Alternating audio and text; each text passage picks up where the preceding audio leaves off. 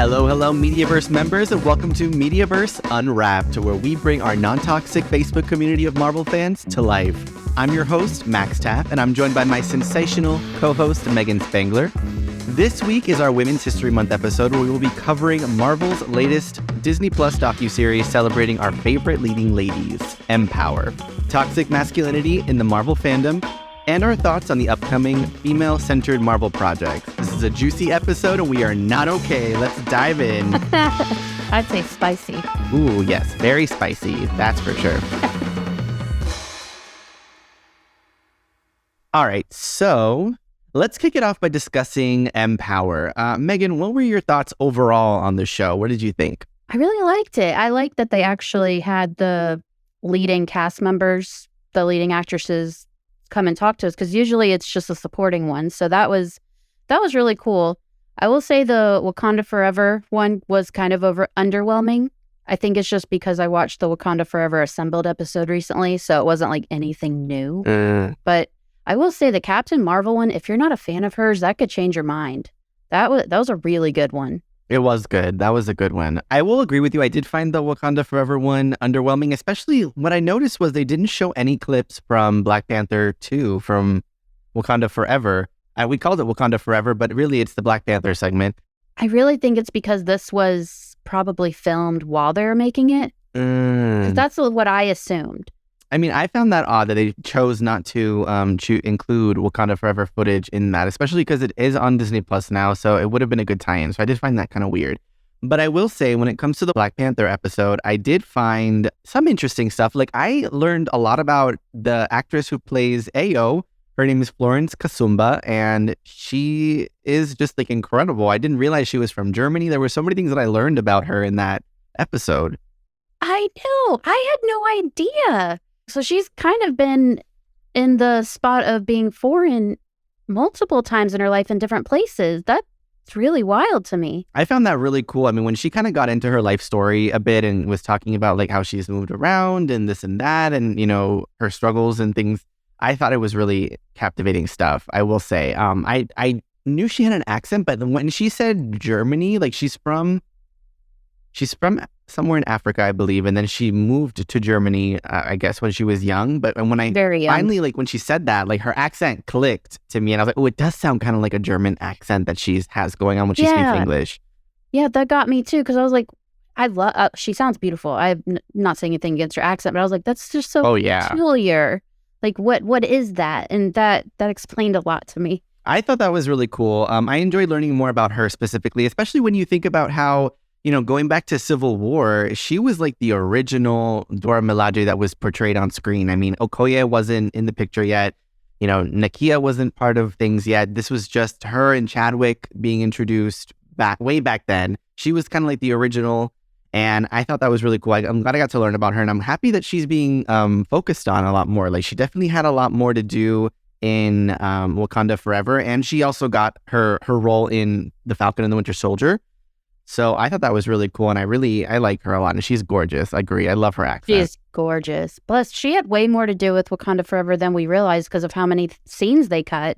Yeah, that's pretty crazy. I will say, though, Lupita Nyong'o has a special place in my heart. I don't know what it is about that woman. She's another one who's absolutely drop dead gorgeous, and she's so interesting because she's another one that's moved around a lot. Like, she's from Mexico. She grew up in Africa. She's come to the States now to work and act, and, you know, she's made this incredible career for herself. I don't know. I'm obsessed with her. I was disappointed when she didn't come in for Infinity War Endgame, but then they kind of explained that in Wakanda Forever. So I'm really excited to see where these ladies go. I mean, I definitely find the women of Wakanda to be some of the strongest in the MCU for multiple reasons, not only just because the Dora Milaje are badass female warriors, which is something I've never seen in a comic book movie before, or in any, it's not touched upon very often in any sort of film. So I think that was it was groundbreaking and incredible, and they're awesome. I highly, highly agree. What did you think about the Scarlet Witch episode? Ooh, well, you know, Wanda has a special place in my heart. She owns me. I will always love her. But I will say, I think that the topics of like mental health that were brought up in that episode, like especially Wanda's mental health, I feel like were really important and they were very well done. I feel like we definitely got a lot of different emotions in WandaVision, especially when Wanda's going through her different phases of grief, and she's dealing with all these different things that she's been putting off for so long, and just finally catching up to her when she has that like just breakdown and creates this whole community of Westview, New Jersey, where she's like the ringleader of this crazy circus. And I mean, I just think that her journey through the MCU leading up to that point, and even Doctor Strange, has just been such a roller coaster, I would say. Yeah, maybe I'm the only one that didn't notice that each episode was about the stages of grief. I did not realize that, and I was like, you sneaky little snakes, I had no idea. And then they got a real grief counselor to come in and talk to them through the stages, and the fact that they did all that homework on it just sits well in my soul. You're absolutely right. Every episode was kind of like a different phase, a different emotion that Wanda was having to like carry these different decades that they were portraying. And I think that it was just so well done. It's one of my all-time favorite MCU projects. Definitely my favorite MCU streaming series. And I don't know, Wanda's just been with us for so long now. I feel like her journey that we've seen, starting from her introduction in that post-credit scene, and then seeing her kind of fleshed out in Age of Ultron, and then seeing her come back in Civil War, and just seeing her character development as like a supporting character off to the side, watching her grow, and then culminate in WandaVision, in Doctor Strange and Multiverse of Madness. She's been with us for so long. She's been playing this, Elizabeth Olsen has been playing this character for so long. And I feel like people don't give her enough credit for like how long she had to wait to finally get her moment in the sun, because it was like she was always kind of like a background character or a side character. She was never the main focus. And now I'm happy to see she's getting that chance to shine. I do think it has to do that we saw so much character development. Every time we saw her, we were with her, with the death of her brother, with Vision coming back and Vision going again, and her kids. And it's like every part of her somehow you can relate to. You can relate to feeling like the outsider, like this is your fault. This happened because of you. Your parents are gone. You only have this one person. You don't have them anymore. You lost your kids. You lost this. Everything was in your head. You can relate to at least some point of Wanda. And you do see that one point develop. And I think that's why we're all so attached to her, because we do see something of ourselves in her. And the way how outlandish she acts when she takes over Westview. It's like, I'd probably do the same, though. Try to take my husband and kids. I might do the same if I had those powers. Just take over the entire world just for your husband and kids. Yep, definitely. Y'all better look out.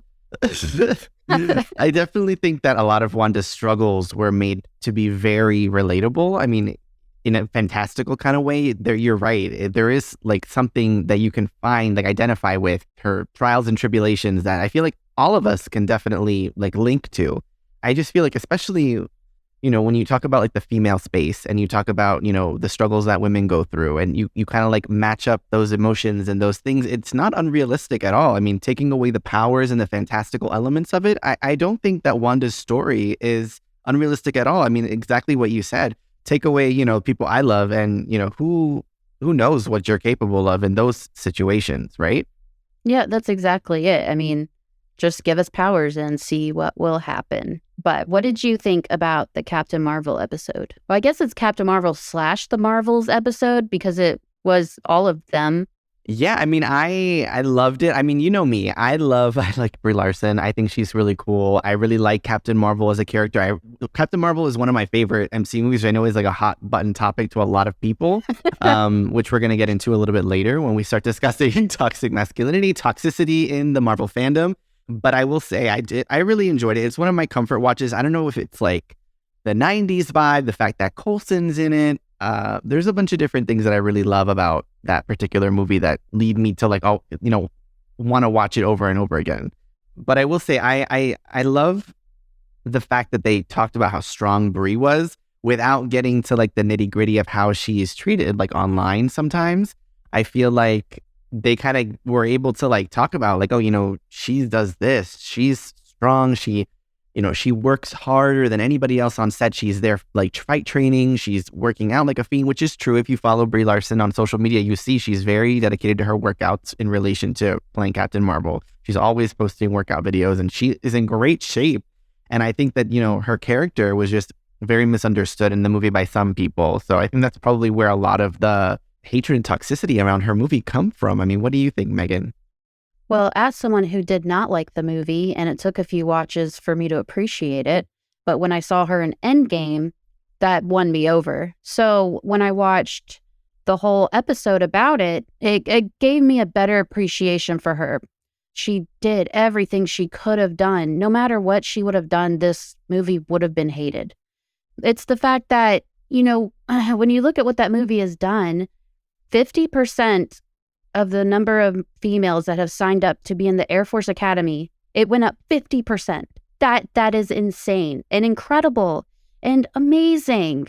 They even brought in the first female fighter pilot to model Captain Marvel after. Her name is Jeannie Leavitt, and she is the first female fighter pilot. And I feel like that doesn't get enough anything. Like, no one's talking about that. Mm-hmm. This incredible movie that has made such a huge impression on the female audience, on the female fan base, just gets hated so much because you don't like the actress. That's just wild. You could write off an entire movie just because of that. I will say, when they did bring like those Air Force statistics up, I was kind of floored, because you're right. That's a big increase, and it's incredible that such a strong female character like Captain Marvel is actually making real world changes, doing real world good, and encouraging women to pursue careers in the Air Force, to pursue careers where men have dominated in the past. And I think that's wonderful. I think it truly proves the point that movie had a fantastic message. And shout out to Jeannie for being the first female Air Force pilot. Yes. That's amazing. You freaking badass. Look at you. And she's not even bragging. That's just amazing. I'm just so happy. Round of applause for Jeannie. Round of applause. So let's move on to the Gamora Guardians of the Galaxy themed episode, talking about the women of Guardians, and I know they addressed, a lot about Zoe Saldana, who I am a huge fan of. I absolutely love her. I think she's incredible from A to Z. And another one who I'm obsessed with. I was surprised by a lot of what I learned about her, because as a fan of hers, I thought, I knew quite a bit, but she really went into her story and how she has these sisters and how her sisters helped to establish that connection with Karen Gillan and Nebula. I thought that was so interesting.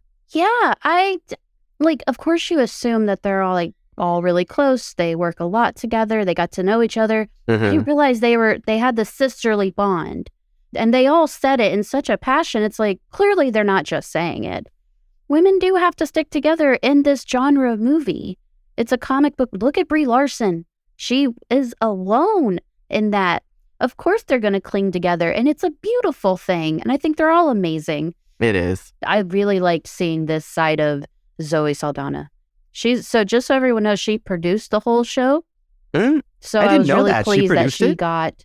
Yeah, that's amazing. So I was really pleased, because I thought when she produced it, I was like, oh, she ain't gonna give herself any time, but she did, and I'm happy for her. Me too. I feel like, as the fact that Zoe Saldana is in what is it, the 4 or 5 of the highest grossing movies of all time. She's killing it. I mean, that speaks volumes about her, at least her ability to pick projects, because she knows how to pick them. Let me tell you, that's very impressive. I thought that was really interesting about her sisters and the sisterhood, and how she was able to kind of connect with Karen Gillan, who was talking about how she didn't have sisters, so she didn't have that, but yet how close her and Zoe got on set, and how she learned so much from her when it came to fighting and stunt choreographing, and how she at the beginning she didn't know anything about all that, and then at the end she said, I'm quite good at it now. And I thought that was really cool, because when you think about Karen Gillan's past, I mean, she really did come from more of a comedy background. So when I learned that she had been cast as Nebula, it seems like it's a very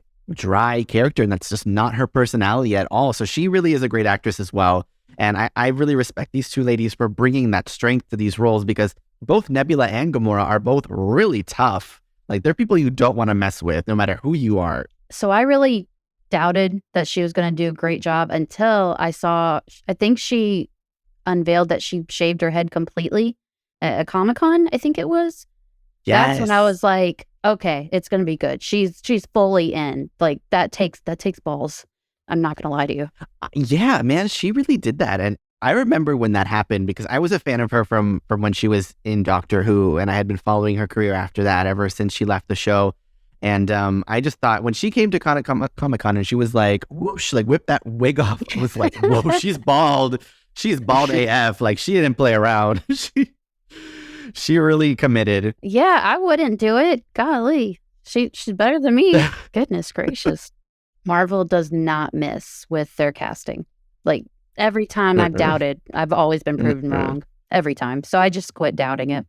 Yeah, exactly. And one thing that I found really interesting and something that I hadn't considered, in the past until it was brought to my attention in the episode was the fact that Nebula is so inspiring to a lot of disabled women. I know. And I had no idea. Okay, maybe it's because I'm not disabled or it's just not talked about enough. And I'm hoping it's the second one. But I had no idea. I never thought of it that way. And I was like, that's wholesome and amazing. And that's another thing, does not get talked about enough. As much as I imagine how it would be to live like a certain way or to, in a different way than I do, it's hard because you'll never know 100% what other people go through, what their experiences are. And I feel like them highlighting this particular aspect of things really opened my eyes and clearly yours too, to how like important that is. And on top of that, like, when you're watching these things in theaters and like you said, like, when you're not disabled, you don't know the struggles and you don't know how those things go. You don't know how prosthetics work and things like that. And you just think when I'm watching those things in the movie theater or on my TV screen, I'm thinking, oh, she's got like a really cool robotic arm that she's just, like fixing and doing stuff too. But then to someone else who actually lives that day to day and they see that on screen, it's so important to them. And it really, showcases how valuable that inclusivity and just showing those different things, especially in a popular franchise like Marvel, it really gets you going and gets you thinking about those differences and appreciating different parts of life in a new way. It's just another time of Marvel giving that awareness that you didn't know was needed. Yes. That part got me. I don't cry. I don't cry at shows. I don't cry at movies, but that part I was like, God, here it comes. To be honest with you, I think that Zoe Saldana's episode was like my favorite one of the bunch. And that's saying something because I didn't think that was going to be interesting at all. I hate to say it. I hate to admit it. I was like, oh, Guardians. I love Guardians. I love the cast. But for some reason, I just wasn't as excited for that one as compared to the other ones. And that one really blew me away. Well, we did a poll in our group, on our Facebook group. And so it was 25% were they favored the Women of Wakanda Forever. 25% were for the Captain Marvel episode, 36% was for Scarlet Witch, and 14% was for Gamora. And I was like, what? That is wild. I did not Wow. I thought it would be like 90% Scarlet Witch because it's the Scarlet Witch. So that was very surprising to me. I will say, I think Elizabeth Olsen really killed it as Scarlet Witch, especially in Doctor Strange. Oh, God, yeah. When they revealed that she's actually the villain, I lost that. That was such a cool twist for them to pull, and I really loved it. It's honestly one of my favorite MCU films. Her performance is one of the main reasons why. So it's not surprising that I see 36% for her, especially since, her movie was one of the last ones that came out. I mean, I am surprised that Captain Marvel and the Women of Wakanda Forever kind of tied, though. I thought that was interesting. I'm always confused when they tie completely because it's like so many people voted. It's just such an odd thing to happen. I was really excited. I felt bad for Gamora's episode. I was like, nah. All right. It just seemed like some people were like, I made it to this episode and then I just didn't watch. So I'm hoping that's the reason. But maybe we should all watch the Gamora episode again and, give it another chance. So let's talk about how this was only a 4-episode thing. And I feel like they left out someone pretty important to the MCU that should have gotten an entire episode of their own. I'm talking about Scarlett Johansson, aka Black Widow. I feel like she was totally snubbed from this docuseries. I mean, I feel like if anyone should have been showcased, it would have been her. What do you think? I think it's because I looked at it as it was the future of the MCU. So that's why they all got their own episode. But that's everyone's biggest issue right now. That's what I'm seeing is everyone's mad about that because she was the first female. She was the first badass. Avengers, everything. I mean, I think it's fair to say that it doesn't get more badass than Black Widow. I mean, I honestly wonder to myself, was she like excluded on purpose because of the lawsuit she had with Disney over, her wage disputes with Black Widow? That's kind of something, that's where my mind went to it, because I feel like they could have totally done a Black Widow episode where she got to, come in and talk about her experiences in this fandom and in this universe. And I feel like they could have had Florence Pugh come in. They could have had Rachel Weisz come in to talk about her character in Black Widow. They could have done I feel they could have had a very meaty episode in store for us. And they just didn't. Okay, so you brought up a really good point, because I was thinking it's about the future. But why wasn't Florence Pugh there then? Exactly. Was there an entire episode made and just wasn't shown? Or is this, in the lawsuit, she made sure they're not making any more money off her? Because her lawsuit was with Disney Plus, right? Well, I think that it was with the whole company. I feel like she was suing the entire Disney Corporation because of, they were not paying her adequately due to the fact they released her film on streaming. Yeah. And I will say, I feel like even that was kind of a badass move. When you take on one of the biggest companies in the world, and you're damn right, because let's face it, I mean, she is a powerhouse actress, and to have her wages cut like that because they didn't pay her adequately due to the fact that it was released on streaming instead of getting those box office sales, I just don't think that was fair. And I kind of will admit that I do agree with her in that case, because put any of us in her shoes, and when someone messes with your check, man, that is the worst. That's when you don't mess around at all. I mean, I don't think I saw anyone disagree with her unless they were the people who didn't read the article and just wanted to comment. Those are the people that disagreed with her. The people who read the article or any kind of article about her were like, I would do the same thing, because I 100% would.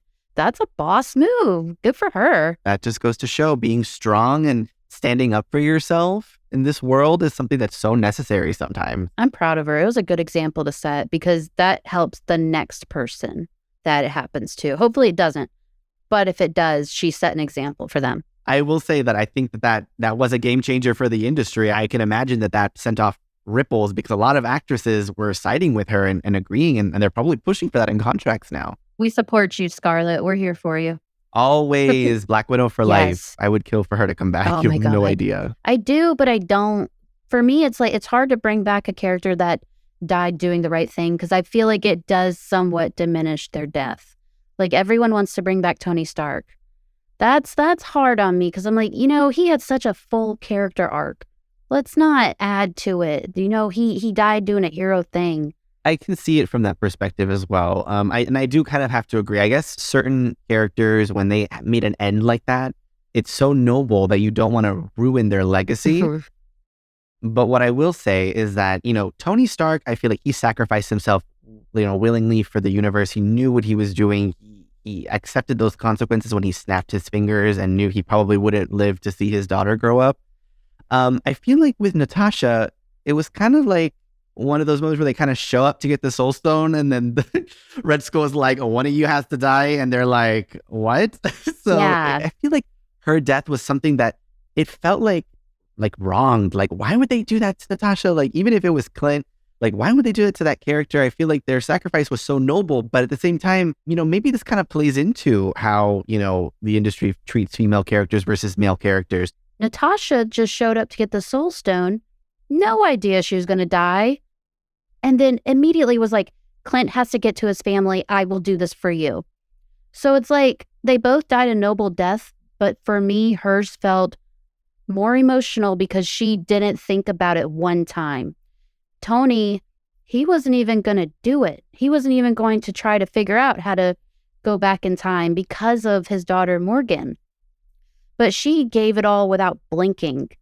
And it's like you said, Tony got this huge death scene that he had a funeral. She didn't have a funeral. Yeah. And then his even played into Spider-Man No Way Home.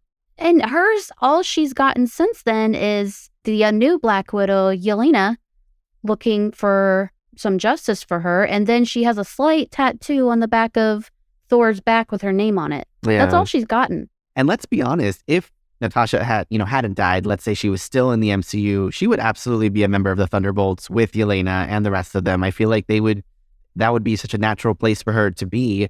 I wouldn't be surprised if we saw a variant of her in the future, like maybe Kang pulls out a Black Widow variant from somewhere in the multiverse to kind of like fight Yelena. That would be juicy, don't you think? Oh my God, I am not okay. I love that. I am not okay.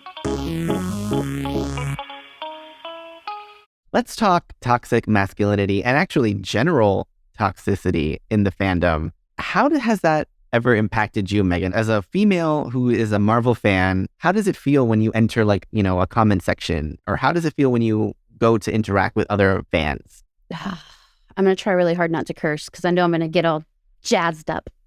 So if I go let loose. Oh God, it's just, I'm going to get toxic if I do. It's a scary place, to be honest with you, as a female who likes the same things as men. I've been called every word in the book. Just today, I got called snowflake. I got called names pertaining to assumptions of my political party. I got called just the worst things because I took up for the new movie, The Marvels, that hasn't come out yet, that someone called trash. And all I said was, how do you know it's trash if it hasn't come out? And I got blessed out. And then he called me toxic. Yes, I got called toxic because I attacked him, allegedly. And that's how it is every time. I, for a really long time, did not post about Marvel. I did not comment about Marvel. I had nothing to... You wouldn't even know I was a Marvel fan because of this stuff until I found this group. And that just kind of opened the door to a safe place. That's amazing. Yeah, it's terrifying that people can be so mean just because we're different genders. Can we all just stick up for the other? You're right. It's just it's so scary because it's like, would you say this to me in person? How would you react to me saying this to you? What would you do? And it's just so unneeded. We all just want to be fans. We just want to enjoy the fandom. Not once have I seen someone take up for another. I always do it. And then I invite them into our group because they clearly need a safe space. I feel like hearing Megan's experience and having similar experiences of my own as a gay man, it's truly just so important for us to have that space where people can feel welcome, can feel heard, can feel like they can talk about things without 20 different comments calling you every name in the book just because you have a difference of opinion on something. I think it's just ridiculous. And I feel like it shows a lot about the internet as a whole. Similar to what, you went through, I felt like I've been in love with the MCU since I was in high school, right? So we're talking like Iron Man came out when I was maybe like in the end of middle school.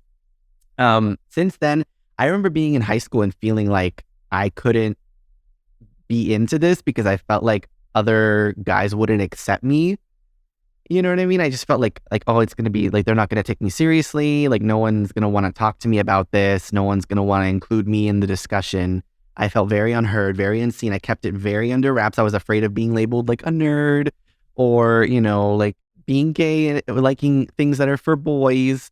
That was a big holdup for me. And like you said, I mean, when I discovered this group and joined and got involved and just felt like I could actually express myself and not feel like I was going to get like the beat down for having, for having any sort of a voice at all.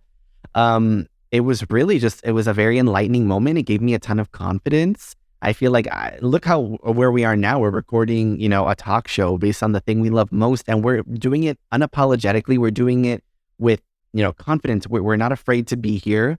We deserve to take up this space. We deserve to enjoy these things. And we deserve to, have our own thoughts discussed with others. We have a right to have the voice. You're right.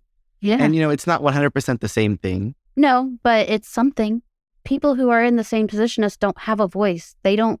Where are they going to go? Comment sections? No, because that's a scary place for them. And it's like the worst. Yeah. As a gay man, how important feeling like you can relate to a character is because you haven't seen it much. Same with women. It's absolutely true. Both of us don't get that chance to really appreciate them without being called woke. I would like to say a newsflash to all you people who use the term woke. I hate you with a passion.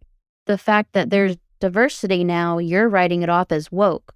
That says a lot more about you than you think it does. Absolutely. It definitely says a lot more about the person like weaponizing the word woke than it does about the person being called woke. a lot of people have adapted that word in a lot of negative ways, when in reality, the whole definition of woke is just coming from a place of positivity, and it's coming from a place of like enlightenment. Yeah. I don't think it's an insult. It's something to be proud of. The fact that you're considerate of others, the fact that you're able to appreciate and respect other people's different opinions without having to get so like outrageous about it. I feel like that's a badge of honor you should wear. That's not a bad thing. No, it's not. Stan Lee himself was woke as hell. Yep. Don't say it's not like that in the comics. Yes, it is. There are females, there are gays, there are people of different colors. All of it in the comics. Stop acting like it's brand new stuff just because it's not. No, it's not the Avengers that had the one token woman and all these males, white males. Mm-hmm. It's a different time. The MCU is diversifying, and that is an amazing, beautiful thing. It's reaching out to people who don't have that ability to feel relatable to something. It's true. I mean, a lot of minorities, a lot of people who have been marginalized are finally getting representation and seeing themselves, in the TV screen, in these characters, in these stories. They're getting those similar stories that are being told. And I think it's wonderful. I love Kevin Feige's dedication to that. When you think about where the MCU started, you're right. It was a group of like mainly cis, straight white men with one woman, Black Widow. And now, I mean, when you think about how far we've come, you've got, projects like Captain Marvel, Miss Marvel, The Marvels, Black Panther, Shang-Chi, like all these different diverse stories being told. They come from the comics. These are not just made up people. These are stories that have been told for a long time. Let's talk about someone who I notice takes a beating sometimes on social media from some of these toxic fans, or fans, I put in quotation marks, because anybody who's toxic towards someone in the MCU, like to that degree, is not a true Marvel fan.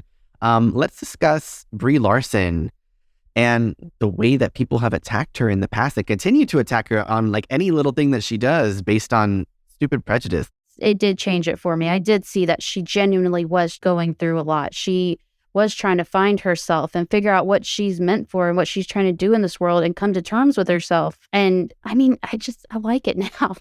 I like the 90s vibes. And I'm from a Air Force family, so you would think that I would just like it. But now it's like I appreciate it, and especially after the episode of her in MPower.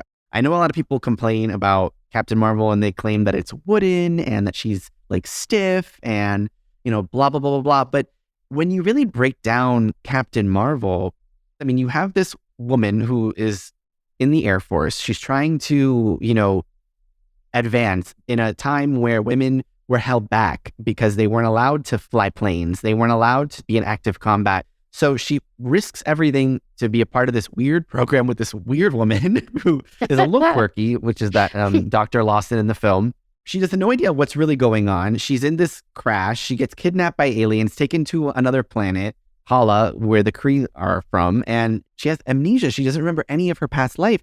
So when people say, oh, she's wooden, she's this and that, well, what do you expect someone with amnesia? Like, how do you expect them to act? Like, she has no memory of her life. She has no memory of having friends or love or family. She's on this crazy, in this alien world. She doesn't even know where she's from.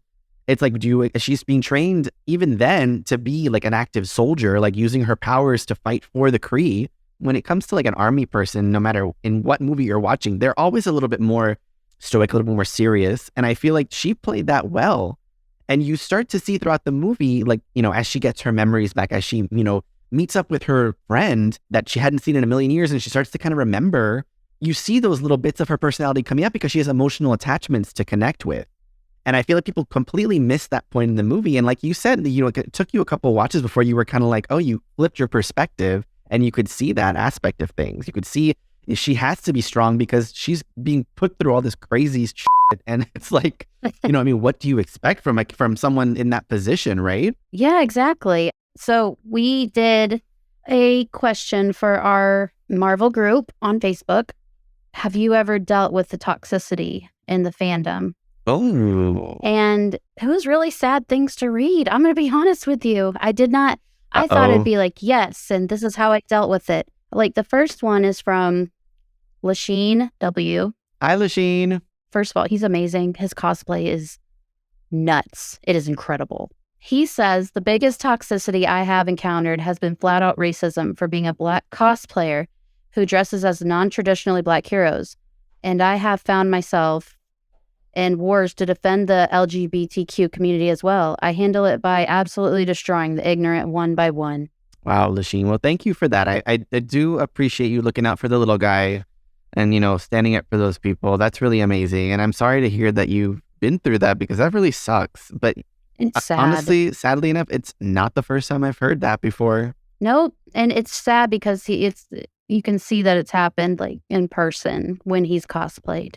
Like that's sad. I feel like so much of that, especially when you get stuff like in person, so much of that tends to come from like really severe jealousy. Like when you see someone else living their best life, pulling off an incredible cosplay, looking awesome, doing it, something that you would never do, and you feel the need to go up and make a comment to them about like, oh, well, that character is not Black usually. It's like, why? Like what? Like, who hurt you? Why are you doing this to us? That's what I was going to say. Why? Who hurt you? Leave us alone. God. But onto a positive one. Ooh, good. This is from Joe B. Says, I handle toxicity by joining this group. Oh, that's so nice. We love having you, Joe. We do. We love having you, Joe. Thanks for being a great member. And I will say, I've heard that from a few people too. I mean, when we do our weekly welcome posts to all the new members, a lot of them comment and say like, oh, I was so happy when someone told me this was a non-toxic group and being able to join, and I feel like I can talk and like enjoy discussions without having to worry about someone like commenting and something nasty on what I'm saying. And it's a sentiment I hear a lot in our group, and I know Megan does too. A lot. And it's really heartwarming because I know exactly what they mean. I just feel it in my soul. Yeah. So the next one is This one's a badass one too. The next one is Linnaeus M. He says, to quote Okoye, we handle it by not handling it. The moment you engage a troll, they have already won. I love that. Quoting Okoye too, such a strong female presence. I think that's incredible. And it's someone you definitely should look up to. She does not take shit from anyone. She's awesome. My guy, you won. That's the best thing you could have said. They live on that, like, firing back. They love to, like, spar with you. They love to shit on you so that you can fight back and give them someone to, like, play with. Like like a cat when they're, like, playing with one of those, like, little hanging toys. Those string toys, they just love it. It's true. The best thing you can do is just not engage. Because what's the point? They're going to keep doing it regardless. Which I understand is so, so hard to do. I can't do it. I'm not that strong in myself that I can just see it and move on. So it's better sometimes just to, ignore those things and just be the difference you want to see. Be outright about how you feel about something. If you enjoy it, then enjoy it. Don't let anybody get in the way of your enjoyment of something, because life's too short. So I have one. I know I usually do 3, but I have one that was honorable mention that was said today that I kind of needed to say. So this is from Vin G. If you guys have seen him around the group, you know he is the kindest person that is just so positive, and he always says the things I need to hear that day. So he says, I know I sound cheesy sometimes, but to me, it's important to be a change that you want to see in the world and not allow the world to change you into something you don't want to be. Also, while doing that, it doesn't help being an asshole. Yes, excellent. Yes. That's exactly what I just said. Awesome. Yes. I'm happy to hear other people think the same thing. Yeah, as soon as you said it, I was like, oh my God, this is fate. Let's close out the episode on a positive note here. And let's talk about the upcoming female-centric MCU projects. I mean, we've got Ironheart, Agatha Coven of Chaos, the Marvels. I'm sure I'm forgetting some, and I'm stoked. I'm really excited for a lot of these. I am too. I think the Marvels is going to change a lot of negative opinions. Like, I don't know what it is about it. I really think it is. It's just Miss Marvel, Captain Marvel, Photon. They all look incredible together.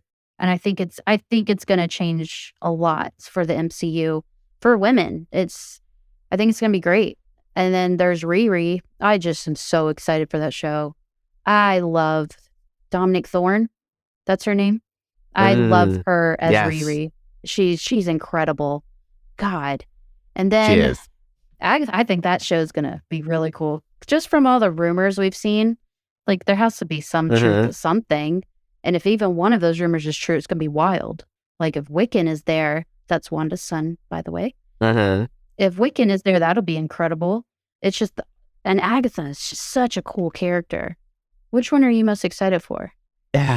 Well, let's see. I'm most excited for really Agatha and the Marvels. I loved talking about the Marvels. I thought that Monica Rambeau didn't get enough screen time in WandaVision, not like in a bad way, just like I wanted more. I feel like there's so much to her character that is left to be explored. I mean, she just came into her powers like 2 seconds ago, and now she's like headlining this movie, and the post-credit scene we see for WandaVision, she's like being recruited to space, and it's like, where does she rest? She's like boom, boom, boom, going from thing to thing. I'm interested to see the connection between her and Carol Danvers, because the last time we saw these two characters together, they're like close. Carol is like an aunt to Monica. She calls her Auntie Carol. They have a very close bond. It seems like, she grew up with Carol around until she disappeared. So I think that now that we see the perspective has changed from Monica's point of view to where she doesn't really view Captain Marvel, it seems like, in the best light. I mean, when she's asked about Carol or hears people talking about her around her, she interjects with like, oh, she's not all that, kind of a vibe. And then we see, her going through that whole situation with her mother, Carol's nowhere to be found. So a lot of people have been theorizing that there's going to be like a lot of resentment issues there. And I kind of have to agree, but I really would like to see that play out. I want to see how Monica confronts Carol, and I want to see how Miss Marvel plays into it, because the ending of that show, which I loved Miss Marvel, the ending with Brie Larson making that cameo appearance left a lot of questions. Yeah, it really did. I knew it was coming because of the spoilers, but yeah, I was really happy to see it. She looked good. She's so pretty. But so we last see Captain Marvel with Monica. It's in the Captain Marvel movie for those who don't know. Monica's mother is best friends with Captain Marvel, Carol Danvers, and then her mother passes away. So yeah, I definitely think there's going to be something there. There's going to definitely be why couldn't you be there for my mom? My mom died. You weren't even there. You don't know my mom. You weren't there when she died. I know it's going to be something like that, which like is really fair. That's like really fair. You're right. It is kind of fair. Yeah, I'd probably be the same way. But you're right. We didn't get to see enough of her because so much was happening in WandaVision. Anything else would have been way too much. So I'm really excited to see what she can do. I want to see the powers she has. I want to see how she handles them. And I'm really excited to see Kamala Khan meet her icon, Captain Marvel. Yeah, I think this is really, she's gonna freak. Somebody's so wholesome. Everything about her character is wholesome. So I'm very, very excited to see all this. I think it's gonna be great. Yeah, I mean, I'm thrilled to see Agatha get her own show. I know a lot of people have been like, oh, does she need it? Does she not? I really loved Catherine Hahn's portrayal of Agatha Harkness. I love the buildup of her character. I feel like she's just so interesting. The way we left her in WandaVision, where Wanda kind of like wipes her mind and puts her into that nosy neighbor role like indefinitely. I want to see how that gets undone. I know there's going to be a lot of magical elements in that show, obviously, because she's a witch. I know Elizabeth Olsen has been kind of like loosely teasing that she may be coming back for it, which I would freak out about because that would be just like the cherry on top. I think Agatha is a badass. I think that she has a lot of story to tell. Like a lot of her backstories could be so interesting to see. And a lot of like, how did you get to this point kind of backstory would be great. And one interesting thing that I noticed from seeing behind the scenes stuff and, rumors, leaks and all that from Ironheart was that there's going to be a magical element to that show, which I find interesting because it kind of parallels the fact that she comes from such a technological background. Like, how is this going to happen? I've seen the same thing going around. I've seen the most I've seen is the rumor that Mephisto. I've never said it out loud until right now. I've never actually said it out loud until this very moment. And you don't realize that until you say it. So I've heard that guy will make a cameo or he's in it somehow. It's involved. That's a rumor, just a rumor. Nothing's confirmed, just so everyone knows. But I've heard that and I was like, that's weird. But then I heard that there's going to be a magical element. And I'm like, what are we talking about? is this still about Ironheart? Because that doesn't make sense to me. She's a scientist. I'd really love to see that. Exactly. So it's interesting. I mean, clearly she saw a lot when she was in Talokan. So it's like, let's see how she reacts to now, like, magic. Yeah, because when you're in Wakanda, there isn't much magic. It's just the flowers magic, right? So she's really hasn't seen much. She's just until Wakanda Forever, she was just a normal citizen that saw all the magic happen with the heroes. And she was, probably like, whatever, just another day. But then I'd really like to see how she handles it coming from a young scientist perspective. I'm very interested in that. I am too. Plus, she just couldn't do any wrong. She's just... Yeah, I mean, I loved Dominique Thorne in Black Panther. I thought she was fantastic. I can't wait to see where she goes. I think she has a bright future ahead of her. I think all of these ladies have a bright future ahead of them in this franchise, and I can't wait to see how these stories unfold. I'm ready, and I'm not okay. I'm just not okay with the anticipation's getting to me, Megan. I love when you say that because I just feel it so personally.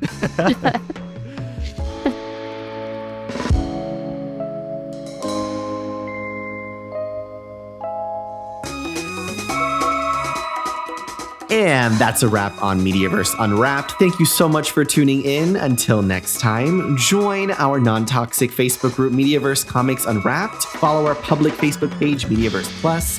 Follow or subscribe to us on Twitter, Instagram, and YouTube at MediaVerse Comics Unwrapped.